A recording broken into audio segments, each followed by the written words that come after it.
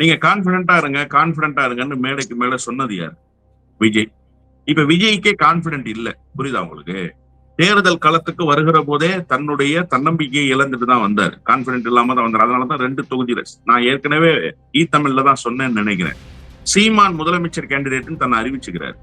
அவர் 2 இடத்துல போட்டியிடல. எடப்பாடி பழனிசாமி முதலமைச்சர் கேண்டிடேட் தான் அதிமுகவுக்கு. அதுல ஒண்ணும் மாறுபட்ட கருத்து இல்ல. அவர் 2 இடத்துல போட்டியிடல. இப்ப இந்த 2 கட்சியும் எப்பா வெற்றி பெற்றோன்னு நேரா கிளம்பி அண்ணா அறிவாலயத்துக்கு வந்துருங்கப்பா, வெற்றி பெற்றோன்னு நேரா கிளம்பி ராயப்பட்ட எம்ஜிஆர் மாளிகைக்கு வந்துருங்கப்பா, எங்கேயும் போயிடாதீங்கப்பா அப்படின்னு சொல்றாங்களா? அவங்களுக்கு அப்ப கான்பிடன்ட் இருக்கு. தன்னுடைய கட்சியினுடைய சட்டமன்ற உறுப்பினர்கள் எங்கேயும் போக மாட்டாங்க அப்படின்னு.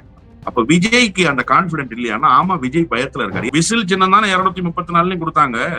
அப்ப விசில் சின்னம் யார ரெப்ரசென்ட் பண்ணுது? தமிழக வெற்றி கழகத்தை ரெப்ரசென்ட் பண்ணுது. அப்ப தமிழக வெற்றி கழகத்தினுடைய சட்டமன்ற உறுப்பினராகத்தான் கருதி கொள்ளப்படும். ஏன்னா இதுக்கு முன்னாடி அவங்க தேர்தலை சந்திக்கல. அதனால இப்போ ஒரு பொது சின்னத்தை கொடுத்திருக்காங்க. அடுத்த முறை பொது சின்னம் கிடைக்குதா கிடைக்கலையா, அந்த கட்சியினுடைய பதிவு தக்க வைக்கப்பட்டிருக்கா இல்ல போகாத ஊருக்கு ஏன் நம்ம பொய்யான வழி சொல்லணும்னு கேட்கிறேன். இப்ப வெற்றி பெற்றதானே இந்த கட்சி தாவல் தடை சட்டம்லாம். வெற்றி பெறுறவர்கள் தானே அது குறித்து கவலைப்படணும். நீங்க ஏன் சார் கவலைப்படுறீங்க? நீங்க தான் ஆஸ்திரேலியாவுக்கு டிக்கெட் புக் பண்ணிட்டீங்களே. இப்ப அண்ணன் செங்கோட்டையன் எந்த மனநிலையோடு உள்ள போனார்? அந்த மனநிலையோடு இப்போதும் இருக்கிறாரான்னு கேட்டா 100 விழுக்காடு அந்த மனநிலையில் அவர் இல்லைங்கிறது தான் உண்மை. அப்ப அவர் நினைத்த விஜய் என்பது வேறு, அவர் நினைத்த கட்சி என்பது வேறு, அங்க பார்க்கப்படுகிற விஜய் என்பது வேறு. இந்த 234 பேர்ல ஏறக்குறைய 150 பேர் தேர்தலுக்கு முடிந்த பிறகு வேறு கட்சிகளுக்கு படையெடுக்கிற வேலையை செய்வாங்க. இது நிச்சயமாக நடக்கும். நீங்க பொறுத்திருந்து பாருங்க.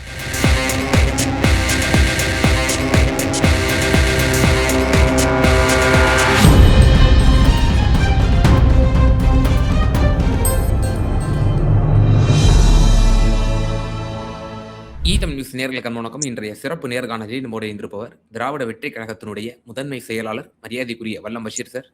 சார் வணக்கம். வணக்கம். திரு விஜய், எல்லாரும் அந்த போலிங் அந்த ரிசல்ட் டேட் அன்னைக்கு யாரெல்லாம் நீங்க போலிங் முடிச்சு அந்த ரிசல்ட் கிடைக்க பெற்று பிறகு யாரெல்லாம் சட்டமன்ற உறுப்பினர் ஆறீங்களோ எல்லாரும் நேரா பனையூருக்கு தான் வரணும், எங்கேயும் போயிடக்கூடாது அப்படின்ற மாதிரி ஒரு இன்ஸ்ட்ரக்ஷன் கொடுத்துருக்கிறாரு வேட்பாளர்களுக்கு. இதுல பல விஷயங்கள் சொல்லப்படுது. அது ஒரு அங்கீகரிக்கப்படாத ஒரு கட்சி. அங்கீகரிக்கப்படாத கட்சிங்கிறதுல கட்சி தாவல் தடை சட்டம் அவ்வளவு சீக்கிரம் போட்டுற முடியாதுங்கிற மாதிரிலாம் டெக்னிக்கலா சில விஷயங்கள் சொல்றாங்க. இதை பற்றி ஒரு விளக்கம் தர முடியும்? அதாவது முதல்ல டெக்னிக்கலா போறதுக்கு முன்னாடி யதார்த்தத்தை நம்ம பேசுவோம். நீங்க கான்பிடண்டா இருங்கன்னு மேடைக்கு மேல சொன்னது யார்? விஜய். இப்ப விஜய்க்கே கான்பிடன்ட் இல்ல. புரியுதா உங்களுக்கு? தேர்தல் களத்துக்கு வருகிற போதே தன்னுடைய தன்னம்பிக்கையை இழந்துட்டு தான் வந்தார். கான்பிடன்ட் இல்லாம தான் வந்தார். அதனாலதான் 2 தொகுதியில நான் ஏற்கனவே தமிழ்ல தான் சொன்னேன்னு நினைக்கிறேன். சீமான் முதலமைச்சர் கேண்டிடேட்னு தன்னை அறிவிச்சுக்கிறார். அவர் 2 இடத்துல போட்டியிடல. எடப்பாடி பழனிசாமி முதலமைச்சர் கேண்டிடேட் தான் அதிமுகவுக்கு. அதுல ஒண்ணும் மாறுபட்ட கருத்து இல்ல. அவர் 2 இடத்துல போட்டியிடல. முதலமைச்சர் மீண்டும் முதலமைச்சர் ஆக போகிறவர் அண்ணன் மு.க. ஸ்டாலின். அவர் 2 இடத்துல போட்டியிடல. இவர் மட்டும் ஏன் 2 இடத்துல போட்டியிடறாரு? அப்ப கான்பிடன்ட் இல்ல. அதுவும் கான்பிடன்ட் இல்லையா? இப்போ அண்ணன் மு.க. ஸ்டாலின் கொடைக்கானல் போயிட்டு வந்தார். வந்த பிறகு சென்னையில அண்ணா அறிவாலயத்துக்கு வர்றாரு. முன்னாள் அமைச்சர்கள், மாவட்ட செயலாளர்கள் அண்ணன் மு.க. ஸ்டாலினை சந்திக்கிறாங்க. அதிமுகவுடைய பொதுச் செயலாளர் இன்னும் நிர்வாகிகளை சந்திக்கல. ஆனா இந்த 2 கட்சிகளுக்கும் மாற்று யாரு? விஜய் தானே. அப்படித்தானே விஜய் சொல்றாரு. இப்ப இந்த 2 கட்சியும் எப்பா வெற்றி பெற்றோன்னு நேரா கிளம்பி அண்ணா அறிவாலயத்துக்கு வந்துருங்கப்பா, வெற்றி பெற்றோன்னு நேரா கிளம்பி ராயப்பட்ட எம்ஜிஆர் மாளிகைக்கு வந்துருங்கப்பா, எங்கேயும் போயிடாதீங்கப்பா அப்படின்னு சொல்றாங்களா? அவங்களுக்கு அப்ப கான்பிடன்ட் இருக்கு. தன்னுடைய கட்சியினுடைய சட்டமன்ற உறுப்பினர்கள் எங்கேயும் போக மாட்டாங்க அப்படின்னு. அப்ப விஜய்க்கு அந்த கான்பிடன்ட் இல்லையானா? ஆமா, விஜய் பயத்துல இருக்காரு. ஏன்னா விஜய் போட்ட வேட்பாளர்கள் யாருமே விஜயினுடைய வேட்பாளர்கள் இல்ல. 106 பேர் பிற கட்சியில இருந்து வந்தவங்க. அப்புறம் நீங்க 106 பேரை ஒரு கட்சியில இருந்து வாடகைக்கு எடுத்துட்டு போடுறீங்கன்னா அவங்களை தக்க வச்சுக்க முடியுமாங்கிற ஒரு சந்தேகம் உங்களுக்கு வருமா வராதா? ரெட்டியார்பட்டி நாராயணன் யாரு? கூப்பா கிருஷ்ணன் யாரு? அண்ணன் செங்கோட்டையன் யாரு? அண்ணன் ஜேசிடி பிரபாகரன் யாரு? இப்படி நவல்பட்டி விஜய் யாரு? இப்படி பெரிய பட்டியல் இருக்கு. நீங்க வேற வேற கட்சியில இருந்து திமுக இருந்து கொஞ்சம் பேர் அதிருப்தியாகி வர்றாங்க, அதிமுகவுல இருந்து ரொம்ப பேர் அதிருப்தியாகி வர்றாங்க. இப்படி வந்தவர்களை எல்லாம் நீங்க கேண்டிடேட்டா போட்டா இந்த பயம் உங்களுக்கு இருக்கும், இந்த கான்பிடன்ட் உங்களுக்கு இருக்காது. நீங்க ஆனா கான்பிடண்டா இருங்க. இப்ப விஜயினுடைய முரண்பாடு புரியுதா? அவரே கான்பிடண்டா இல்லாம நீங்க போய் மக்களை கான்பிடண்டா இருங்கன்னா எப்படி அவங்க கான்பிடண்டா இருப்பாங்க? ஒண்ணு. நீங்க இப்ப ரொம்ப முக்கியமான கேள்வி ஒண்ணு கேட்டீங்க. அவர் அங்கீகரிக்கப்படாத கட்சியா? சார், இது தேர்தல் விதிக்கு மாறானது. நீங்க ஒரு விஷயம் அடிப்படையாக புரிஞ்சுக்கணும். தேர்தல் ஆணையத்தினுடைய விதி என்ன சொல்லுதுன்னா, எவர் ஒருவர் கட்சியை பதிவு செய்துவிட்டு பொது சின்னம் பெறுகிறாரோ அவர் அந்த கட்சியின் சார்பில் போட்டியிட்டவராகத்தான் கருதப்படுவார். அவருக்கும் கட்சி தாவல் தடை சட்டம் பொருந்தும். நீங்க அங்கீகரிக்கப்பட்ட அரசியல் கட்சி, அங்கீகரிக்கப்படாத அரசியல் கட்சி அதெல்லாம் இங்க கணக்கே கிடையாது. பதிவு செய்யப்பட்ட அரசியல் கட்சிக்கு பொது சின்னம், விசில் சின்னம் தானே 234 கொடுத்தாங்க. அப்ப விசில் சின்னம் யார ரெப்ரசென்ட் பண்ணுது? தமிழக வெற்றி கழகத்தை ரெப்ரசென்ட் பண்ணுது. அப்ப தமிழக வெற்றி கழகத்தினுடைய சட்டமன்ற உறுப்பினராகத்தான் கருதி கொள்ளப்படும். ஏன்னா இதுக்கு முன்னாடி அவங்க தேர்தலை சந்திக்கல. அதனால இப்ப ஒரு பொது சின்னத்தை கொடுத்திருக்காங்க. அடுத்த முறை பொது சின்னம் கிடைக்குதா கிடைக்கலையா, அந்த கட்சியினுடைய பதிவு தக்க வைக்கப்பட்டிருக்கா இல்ல பதிவு ரத்து இப்ப பல கட்சிகளுக்கு இடையில 6 மாசத்துக்கு முன்னாடி நோட்டீஸ் அனுப்பிச்சாங்க, உங்க கட்சியினுடைய பதிவு ரத்து செய்யப்படுதுன்னு சொல்லி. அந்த மாதிரி அந்த பதிவு ரத்து செய்யப்படுறா. இப்போதைக்கு அந்த கட்சி பதிவு செய்யப்பட்ட கட்சி தான். இது முதல் தேர்தல். இந்த தேர்தல்ல அங்கீகாரம் கிடைக்குதா கிடைக்கலையான்றத நம்ம பொறுத்து இருந்து பார்ப்போம். ஆனா அந்த கட்சியின் சார்பில் வழங்கப்பட்ட சின்னம், தேர்தல் ஆணையத்தால் கொடுக்கப்பட்ட சின்னம், அந்த சின்னத்துல போட்டியிட்டா அவர்களுக்கு கட்சி தாவல் தடை சட்டம் 100 விழுக்காடு பொருந்தும். நான் என்ன கேட்கிறேன்னா, போகாத ஊருக்கு ஏன் நம்ம பொய்யான வழி சொல்லணும்னு கேட்கிறேன். இப்ப வெற்றி பெற்றதானே இந்த கட்சி தாவல் தடை சட்டம் எல்லாம். வெற்றி பெற்றவர்கள் தானே அது குறித்து கவலைப்படணும். நீங்க ஏன் சார் கவலைப்படுறீங்க? நீங்க தான் ஆஸ்திரேலியாவுக்கு டிக்கெட் புக் பண்ணிட்டீங்களே, நீங்க தான் ஆஸ்திரேலியா புறப்பட்டு போக போறீங்களே, எதுக்கு? அடுத்த இன்னிங்ஸ் உங்களுக்கு ஸ்டார்ட் ஆகுது சினிமால. நீங்க முடித்து வைத்த ஒரு படம் ரிலீஸ் ஆகல, அடுத்த படம் நீங்க புக் பண்றதுக்கு ரெடி ஆகுறீங்க. நீங்க ஏன் ஆஸ்திரேலியா டூர் போறீங்க? உங்களுடைய அடுத்த கட்ட பயணம் என்ன? இதெல்லாம் தமிழ்நாட்டு மக்களுக்கு நன்றாகவே தெரியும். அதற்குண்டான விடையை தேர்தல் நாளில் கொடுத்து விட்டார்கள். வாக்கு எண்ணிக்கை நாளில் அது இந்தியாவுக்கு உணர்த்தப்படுகிற செய்தியாக இருக்கும். ஆனா சார், இப்போ அவரு நம்ம நிச்சயமா தேர்தல் ரிசல்ட்டுக்கு பிறகுதான் எம்எல்ஏக்கள் வர்றாங்களா, அவரு என்ன பெர்சன்டேஜ் என்ன ஏதுன்னு தெரிய போகுது. ஆனாலும் ஒரு பேச்சுக்கு இப்போ பலரும் கடந்த கால உதாரணத்தை சொல்றாங்க. இப்ப திமுக கூட அப்படிலாம் இறங்கி ஒரு கட்சியினுடைய வேட்பாளர்களை விலைக்கு வாங்குறக்கூடிய தன்மையெல்லாம் நம்ம பார்த்தது இல்லப்பா. ஆனா அதிமுக செஞ்சிருக்கு கடந்த காலத்துல அப்படின்ற ஒரு விஷயம் சொல்றாங்க. ஃபார் எக்ஸாம்பிள், என்னுடைய சிற்றறிவுக்கு உட்பட்டு கடந்த 2011ஆம் ஆண்டு திரு விஜயகாந்த் அவர்கள் அம்மையார் ஜெயலலிதாவுடன் கூட்டணி வைத்திருந்தார்.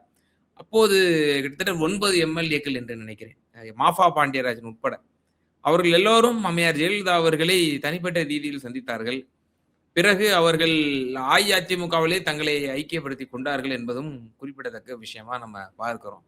அப்போ இப்படி யாரேனும் ஒருவர் சட்டமன்ற உறுப்பினராகவோ தப்பி தவறி, நம்ம உங்களுடைய கருத்தின்படி தப்பி தவறி யாராவது ஒருத்தர் ஆயிட்டாரு அப்படின்னா, நிச்சயமா அது பிரதான கட்சிகள் சும்மா விட்டுற மாட்டாங்க அவ்வளவு சீக்கிரத்துல அப்படின்ற விஷயம் எல்லாம் சொல்றாங்களே. அப்ப நீங்க பாப்பீங்க அதிமுக திமுகனா யாருன்னு அப்படின்னு சொல்றாங்களே, அதே நீங்க எப்படி பாக்குறீங்க? கடந்த காலத்துல ஒப்பிட்டு ஒரு விஷயத்த சொல்றேன்.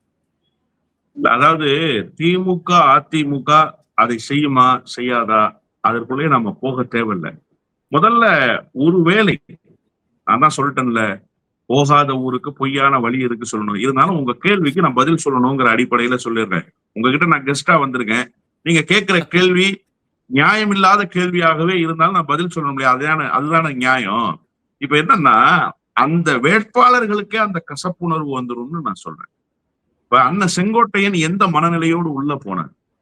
அந்த மனநிலையோடு இப்போதும் இருக்கிறாரான்னு கேட்டா 100 விழுக்காடு அந்த மனநிலையில் அவர் இல்லைங்கிறது தான் உண்மை. அப்ப அவர் நினைத்த விஜய் என்பது வேறு, அவர் நினைத்த கட்சி என்பது வேறு, அங்க பார்க்கப்படுகிற விஜய் என்பது வேறு. பல நேரங்கள்ல நம்ம செய்தி பார்க்கிறோமா இல்லையா? என்னை ஏன் அப்பாயின்மெண்ட் இல்லாம பாக்குறதுக்கு வந்தீங்கன்னு கேட்டாரா இல்லையா விஜய்? அவருடைய பனையூர் பங்களாவினுடைய கதவுகள் திறக்கப்படாம பூட்டப்பட்டிருந்ததா இல்லையா பல நேரம் இவர் போகிற போது? புஷி ஆனந்த் போன் போட்டு என்னன்னா ஈரோடு மாவட்ட செயலாளருக்கு போன் பண்ணீங்களா, கூப்பிட சொல்றேன்னு சொன்னாரா இல்லையா? அப்ப அதுக்கு உண்டான அர்த்தம் என்ன? என்ன கேட்காம மாவட்ட செயலாளர் உன்கிட்ட பேச மாட்டான்ற இண்டிகேஷன் தானே. புஷி ஆனந்த் தமிழ்நாட்டு அரசியல்ல அண்ணன் செங்கோட்டையனை விட பெரிய சீனியரா?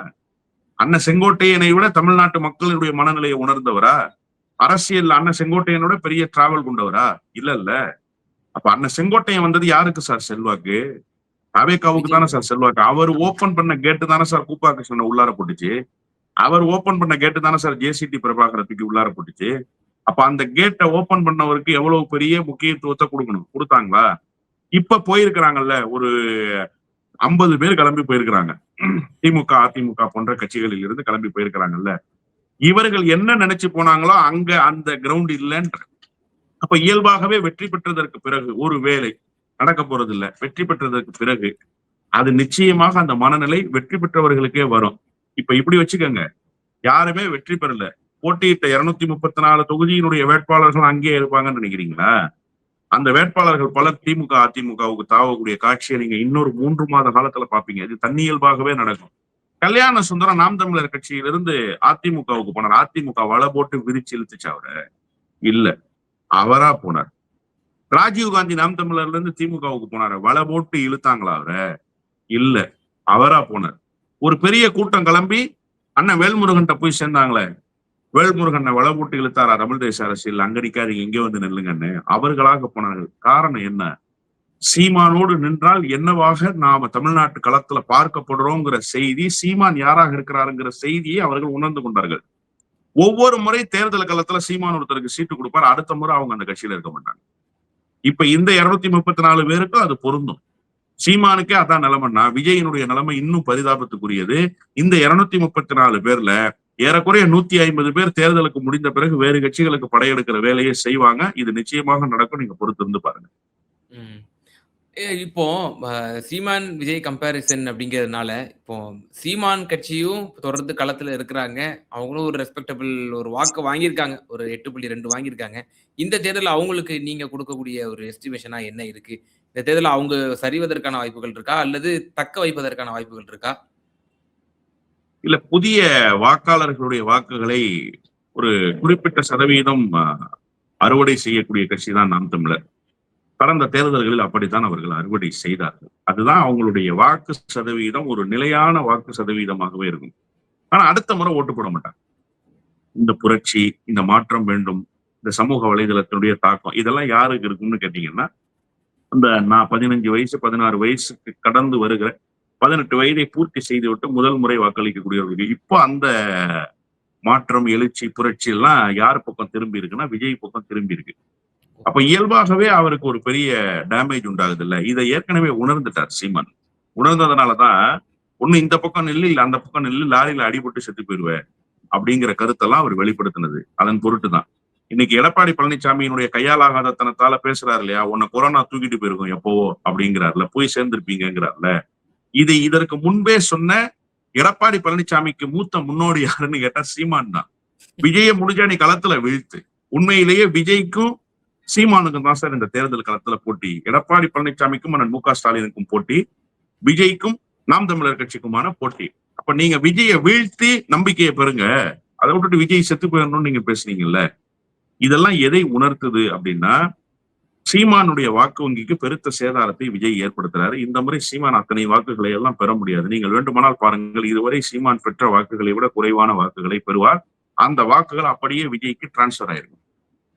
இறுதியான ஒரே ஒரு கேள்வி. நம்ம இப்ப விஜய் சீமான் கம்பேரிசன் பண்ணிட்டு இருக்கிறோம். ஆனா இப்ப விஜய் ஒரு கணிசமான ஓட்டு வாங்குவாரு.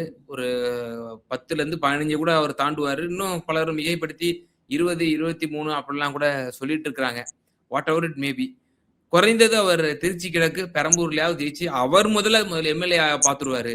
அவர் தான் சட்டமன்ற உறுப்பினர் ஆயிட்டோம்னா அடுத்த 5 வருஷத்துக்கு நம்ம ஒரு அரசியல் பண்றதுக்கு அது ஒரு உந்துதலாக இருக்கும் அப்படின்ற ஒரு விஷயம் சொல்லப்படுது.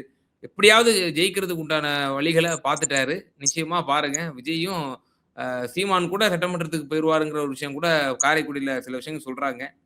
விஜய் எப்படியாவது ஜெயிச்சிருவாருங்க அப்படின்ற மாதிரி சொல்றாங்களே. விஜய் ஜெயிப்பதற்கான வாய்ப்புகள் கிஞ்சித்தும் இல்லைன்னு தான் நான் புரிஞ்சுக்கிறேன். சீமான் ஜெயிக்க போறதில்ல, அது குறித்து நாம பேச வேண்டிய அவசியம் இல்லைன்னு வச்சுக்கோங்களேன். அது முடிந்து போன கதை. வழக்கமாக அந்த முயற்சி, பயிற்சி அப்படின்ற அந்த கட்சி பயிற்சின்னு அந்த கான்செப்டுக்குள்ள வந்துருவாரு. அதனால அது குறித்து நாம பேச வேண்டிய அவசியம் இல்லைன்னு நினைக்கிறேன். ஆனா விஜய் 2 தொகுதியை தேர்வு செய்ததே தவறுன்றதுதான் என்னுடைய கருத்து. நீங்க பெரம்பூர் தொகுதி என்பது திராவிட முன்னேற்ற கழகம் அடர்த்தியான வாக்கு வங்கியை வைத்திருக்கிற தொகுதி. கடந்த மாதிரி கிட்டத்தட்ட 40-45 வாக்குகள்ல நண்பர் ஆர்.டி. சேகர் வெற்றி பெற்றார். மீண்டும் அவரே வேட்பாளராக களமிறக்கப்பட்டிருக்கிறார். இதை தாண்டி 2006 அந்த தொகுதியில எனக்கு ஏற்பட்ட தனிப்பட்ட அனுபவம் என்பது இருக்கிறது. 2006 அதிமுக கூட்டணியில நாங்கள் மதிமுகவில் இருந்த போது அங்கம் வகித்த நேரத்தில் இன்றைக்கு மாநகராட்சி உறுப்பினராக இருக்கிற வேளச்சேரி மணிமாறன் திமுகவுல மாநகராட்சி உறுப்பினர், அன்னைக்கு அவர் தான் மதிமுகவினுடைய கேண்டிடேட். பெரம்பூர் தொகுதியில எதிர்த்து போட்டியிட்டது கம்யூனிஸ்ட் கட்சி. கம்யூனிஸ்ட் கட்சிக்கு ஒரு குறிப்பிட்ட வாக்கு சதவீதம் இருக்கு. அதிலும் குறிப்பாக ரயில்வே தொழிலாளர்கள், ஏஐடியூசி, சிஐடியூசி தொழிலாளர்கள் நிரம்ப இருக்கக்கூடிய பகுதியாக அந்த பெரம்பூர் சட்டமன்ற பகுதி இருக்கு. அப்ப அந்த வாக்குகள் இந்த முறை திராவிட முன்னேற்ற முன்னேற்ற கழகத்துக்கு தான் உறுதியா கிடைக்கும். அவர்கள் எந்த காலகட்டத்திலும் விஜயை ஆதரிக்கப் போவதில்லை. விஜய்க்கு ஆதரவான வாக்குகளை அவர்கள் செலுத்தப் போவதில்லை. அப்போ திமுகவுக்கு ஒரு ஸ்ட்ராங் ஹோல்டு. போதாத குறைக்கு கூட்டணி கட்சியாக இருக்கிற கம்யூனிஸ்ட் கட்சிகளினுடைய தொழிற்சங்கங்கள் இதையெல்லாம் தாண்டி விஜய் எப்படி அந்த இடத்தில் வெற்றி பெற முடியும்னு கருதி அந்த தொகுதிக்குள்ள போனார். ஒரு தவறான தேர்வு. அதுக்கு அவர் வேளச்சேரி மாதிரியான பகுதியை தேர்வு செய்திருக்கலாம். அல்லது நகரத்துக்குள்ள இருக்கக்கூடிய வேறு சில தொகுதி, அண்ணா நகர் மாதிரியான தொகுதிகளை அவர் தேர்வு செய்திருக்கலாம். அவர் தொகுதியை தேர்வு செய்தது முதல்ல தவறு. இரண்டாவது, திருச்சி கிழக்கு என்பது அவர் அந்த கிறித்தவ வாக்குகளை குறிவைத்து அப்படிங்கிற அந்த கான்செப்ட் போனார். இனிகோ இருதயராஜுக்கு கிடைத்த வாக்குகள் தனக்கு கிடைக்கும். சார், இனிகோ இருதயராஜுக்கு கிடைச்ச வாக்கு இல்ல சார், கிறிஸ்டியன் மைனாரிட்டிஸினுடைய ரெப்ரசன்டேஷன் இல்ல சார், திமுகவினுடைய ரெப்ரசன்டேஷன் சார். நீங்க அதை புரிஞ்சுக்கணும். முதல்ல திமுக சின்னமும் திமுகவினுடைய வேட்பாளர் என்கிற அந்த பேனரும் தான் இனிகோ இருதயராஜுக்கு வெற்றியை தேடி தந்ததே தவிர அவர் கிறிஸ்தவருங்கிறதுனால வெற்றி பெற வச்சாங்களா? இல்ல. அப்ப அந்த தொகுதியை தேர்வு செய்ததும் முதல்ல தவறு. இன்னொன்னு, திருச்சி கிழக்கு தொகுதி மக்கள் எப்படி பார்ப்பாங்க நீங்க யோசிச்சு பாருங்க. சென்னையில இருக்கிறவர்களே விஜயை பார்க்க முடியல, பனையூருக்கு போக முடியல. திருச்சியில இருக்கிறவங்க விஜயை எப்படி பார்ப்பாங்க? தங்களுடைய கோரிக்கைகளை எப்படி நிறைவேற்றிக் கொள்வாங்க? அங்க 2 அமைச்சர்கள், ஒன்னு அன்பில் மகேஷ், இன்னொரு பக்கம் KN நேரு, 2 அமைச்சர்களினுடைய கண் பார்வையில் இருக்கக்கூடிய தொகுதி. நாளைக்கு விஜய் அங்க என்ன அரசியல் பண்ணிட முடியும்? அவர் என்ன நலத்திட்டங்களை கேட்டு முதல்ல திருச்சி கிழக்கு மக்களுக்கு என்ன தேவை இருக்குன்னு தெரியுமா? நான் திருச்சி கிழக்குல வாக்கு சேகரிக்க போனேன் சார். 7 கிலோமீட்டர் தூரம் நடந்தே வந்தார் அண்ணா இனிகோ இருதயராஜ். நாங்களும் அவரோட நடந்தே போய் வாக்கு சேகரித்தோம். எங்க தலைவர் அண்ணன் மல்லை சத்யாவுக்கு ரொம்ப நெருங்கிய நண்பர், ஆற தழுவி கொண்டு வரவேற்றார் பிரச்சார களத்துல. அப்ப நாங்க அவரோடு வாக்கு சேகரிக்க போகிற போது ஒவ்வொரு வீட்டில் இருக்கிறவர்களும் முகமலர்ச்சியோடு அவரை வரவேற்றாங்க. ஒவ்வொரு வீட்டுக்கு நீங்க 10 வீடு இருக்கு சார் ஒரு தெருவுல, 10 பேருமா சார் திமுக காரனா இருப்பான்? ஒருத்தன் கூட திமுக எதிர்ப்பு மனநிலையில் இருக்க மாட்டான், ஒருத்தன் கூட அதிமுக ஆதரவு மனநிலையில் இருக்க மாட்டான். இல்ல சார், அங்க நாங்க தெரு தெருவா போறோம் சார். நடந்து போகிற எல்லா வீடுகளிலும் உங்களுக்கு தான் ஓட்டு, உங்களுக்கு தான் ஓட்டு, உங்களுக்கு தான் ஓட்டுன்னு ஆரத்தியோடு நிற்கிறார்கள் பெண்கள். வெளியில் வயதானவர்கள் கரம் குலுக்குகிறார்கள். இன்னும் குறிப்பாக நான் சொல்றேன், இளைஞர்கள் அவ்வளவு பேர் அவரோட படை திரண்டு வாக்கு சேகரிச்சாங்க. அப்ப நீங்க திருச்சி கிழக்குல என்ன பெரிய கிழிச்சு தள்ளிடுவீங்க? அந்த தொகுதியில போய் என்ன செய்ய முடியும்? எனவே அதற்குண்டான வாய்ப்புகளும் கிஞ்சித்தும் இல்லை. விஜய் இந்த முறை வெற்றி பெறவே முடியாது என்றுதான் நான் கருதுறேன். நிச்சயமா சார். பல்வேறு விவகாரங்கள்ல எங்க நேயர்களுக்கு ரொம்ப தெளிவா உங்களோட கருத்துக்களை பகிர்ந்தீங்க. ரொம்ப நன்றி. நன்றி.